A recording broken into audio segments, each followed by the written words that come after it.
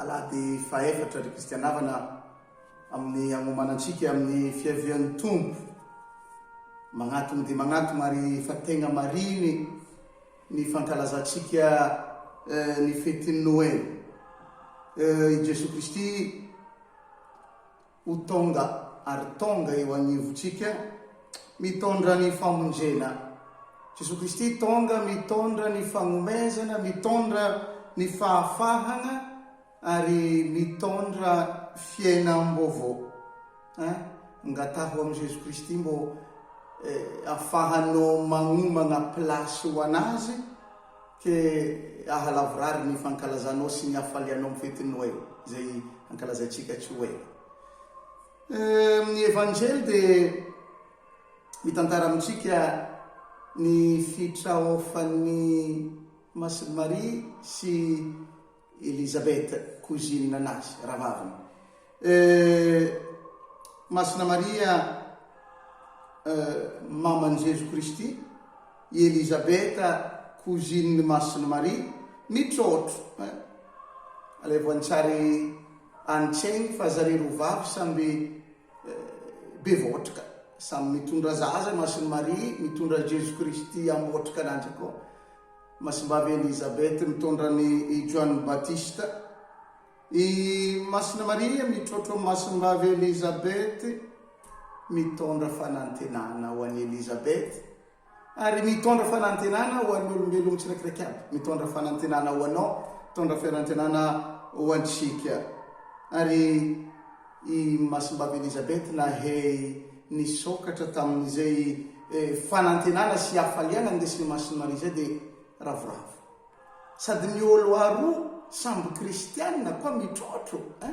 Ny olo aroa samby entany ny fanahy masina koa mitrotro. Ny olo aroa samby zanaka zagnahary koa mitrotro. Dia ravoravo. Entan'ny liturgia niany atsika andiniky sy alakony mikarakôry ataontsika koa mitrotro amin'ny hafa. Karakory ny toe-posy toe-pagnahinao mitrotro amin'ny kristianina karanao mamody maso, vo mamody tadigny, vo tsy mizaha, vo ndraiky mivonto fo. Tsy fombana kristianina mitrotro, tsy ravoravo. Kristianina mitrotro amin'ny kristianina tokony ho babe akoregny zay afaliana. Ny samy kristianina tafatrotro satria atambatry Jesu Kristy. Ny vakiteny voalohany kristianavana dia nalaigny tato amin'ny bokyny Mikempaminany. Bokyny Mikempaminany mitondra fagnantenana ho an'ireto vahoaka izay miaigny fotoan-tsarotra, fotoana ny krizy. Dia ahoziny vakiteny voalohany Mikempaminany. Ary anao ry Betlehema, tsy anao no elindrindra amin'ny vohitry Joda, fô avy aminao no ivoaka ilay tsy maintsy anjaka amin'ny Israely. Avy aminao no ipoiran'ny mpamonjy.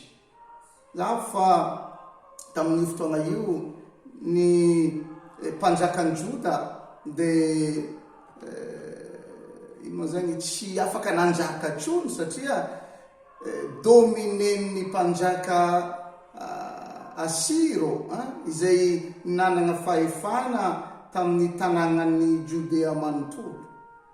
Na dia eo aza zany situation de crise ny aignan'ny vahoaka zay. Io ary fa mitondra fanantenana ny mpaminany, mitondra ny hafatr'Andriamanitra ary mampanantegna mpamonjy ho eo agnivon'ny vahoakany, mpamonjy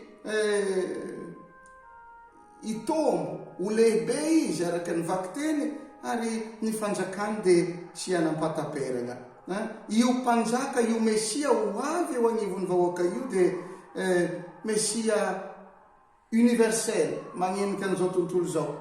Mesia hamonjy ary mesia hitondra fiadana. Ny vakiteny faharoa nalaigny tato amin'ny taratasy ho an'ny kristianina Hebreo, toko 15 ka hatramin'ny 10. Mitantara amintsika ny tantaram-piainan'i Jesu Kristy.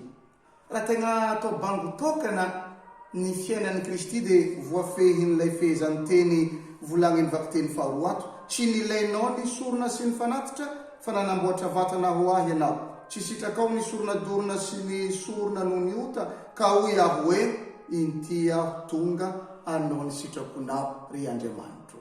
Izay frazy zay, inty aho tonga anao ny sitraponao ry Andriamanitro, zay no mamehy ny tantarany mpiaran'ny Kristy jiaby.